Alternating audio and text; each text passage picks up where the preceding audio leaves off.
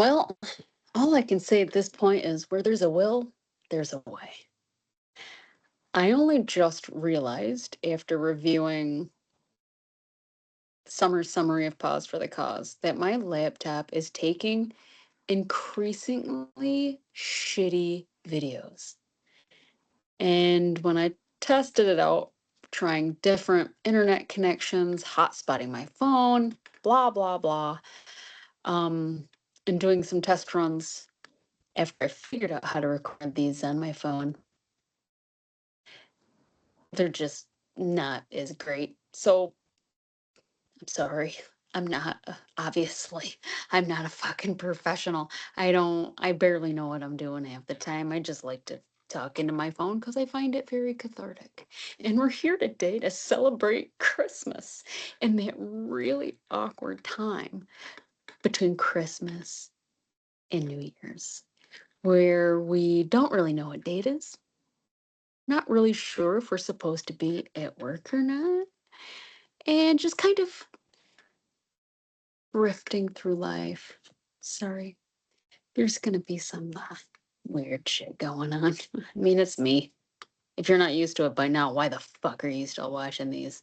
I mean, that's a question we all gotta ask ourselves. But here's another question I'd love us all to explore together. What is everybody's Christmas gift to themselves? What what is everyone's favorite thing to give themselves, to gift themselves? I would love everybody to consider that. If you could give yourself any gift, the sky's the limit. Money doesn't matter, creativity doesn't matter, physical and chemical limitations of this earth do not matter. What would you give yourself? A gift of flight? A trip to the stars? The ability to eat all the cheesecakes without fear of weight gain or a severe stomach failure? Okay, I'm giving myself away there. I'll own that. All that to say that, you know, I recorded a three-part thing yesterday, all about my typically atypical gift to myself because something happened yesterday where it was just the best feeling in the world, but I'll describe that a little later. Typically atypical. Of course, everything I say has meaning because I am obsessed with making meaning. That's what our brains do, but my brain does it exceptionally well and is extremely and particularly obsessed with making meaning of everything. So I labeled it typically atypical um, because I'm not normal. And look, I've fucking beaten that dead horse to death, and I'll kind of get into all of that, but very briefly, not in three parts. And let's just keep it light, shall we? But anyway, my Christmas. What did I give myself? The first thing I gave myself is my form of what I think Christmas means for a lot of people, which is food, family, and fun. But because, again, I'm on that spectrum, I'm off of it. Okay. I'm I'm on the spectrum all right. Oh, I'm giving you so many teasers. But so my form of food, family, and fun on Christmas is I went to the big factory that I used to work at to help serve Christmas lunch to all of the operators working that day. And I haven't seen most of these people in like 4 years. And I still remembered a lot of the names. Like, I'm talking in the hundreds. And they remembered me. And it was such a good feeling. I always feel good when I'm serving others. And what better way than to serve our herd workers who are working on Christmas and they're giving up their forms of food, family, and fun that would likely be more fulfilling to them than being at work. So it's such a small thing to do.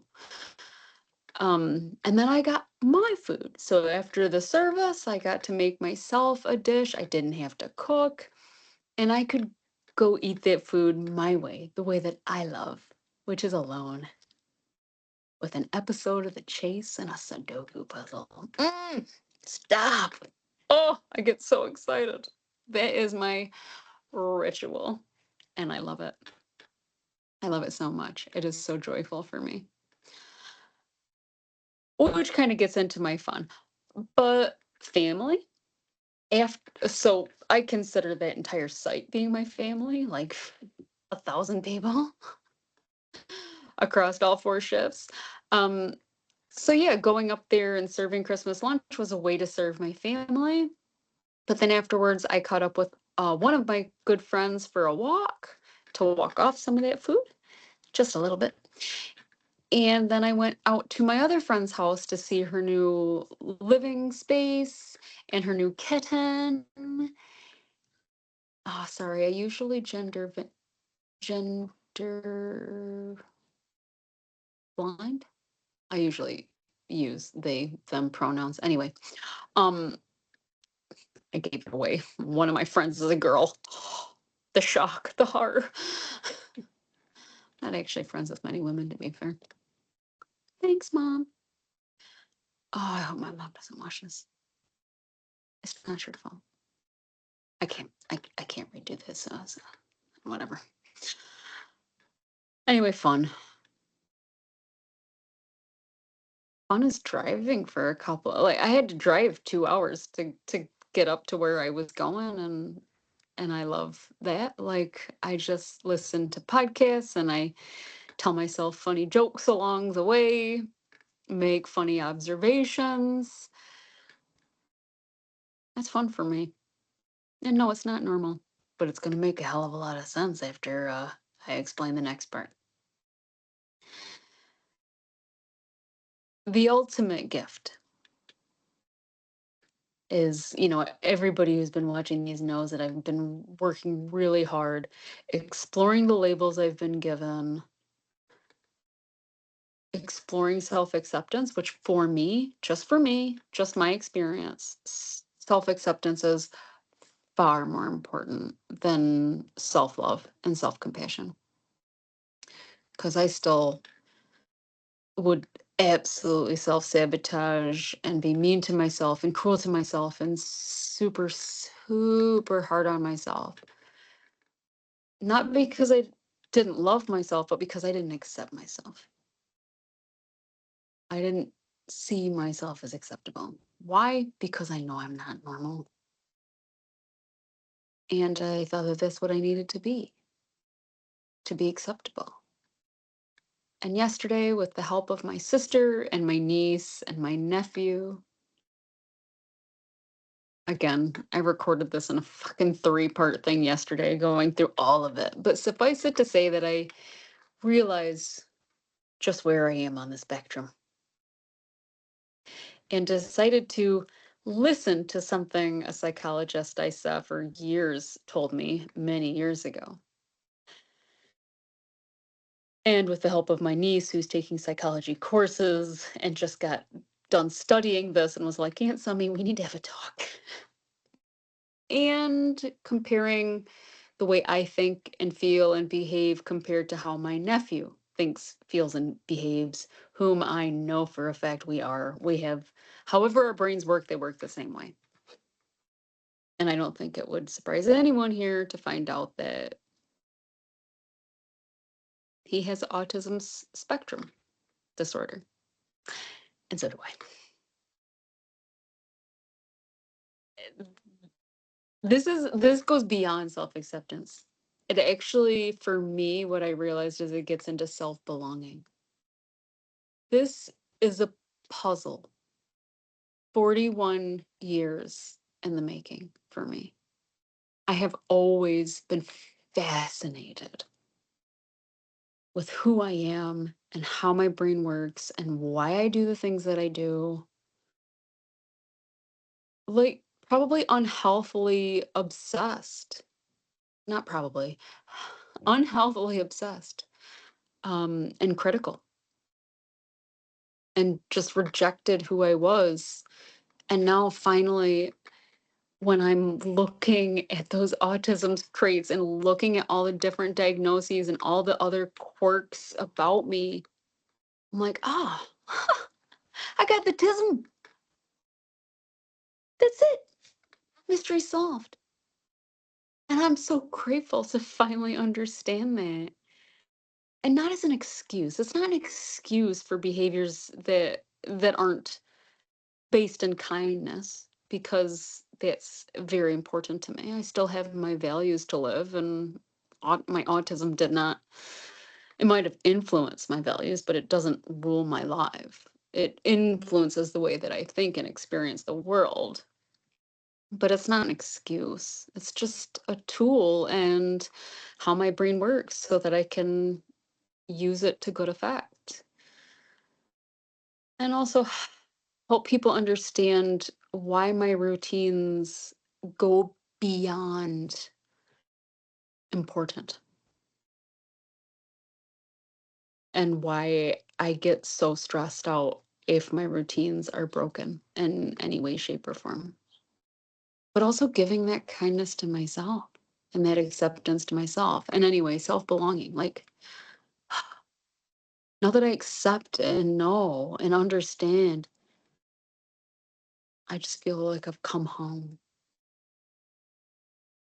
And a friend actually observed that in my latest video that's available, which I believe is 39,